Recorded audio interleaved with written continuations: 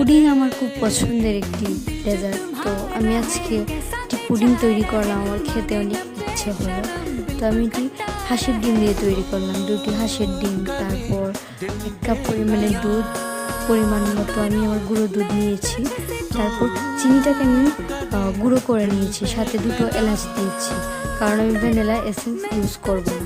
সব কিছুকে একসাথে মিক্স করে আমি এটা ক্যারামেলের বাটিতে দিয়ে দিলাম। তারপর এটা আমি ভালো করে একটু ছাঁকনি দিয়ে ছেঁকে এটাকে আমি ঢেলে নিয়েছি ক্যারামেলের বাটিতে। তো আমি এটাকে প্রায় 30 মিনিটের মতো জাল করে নিব।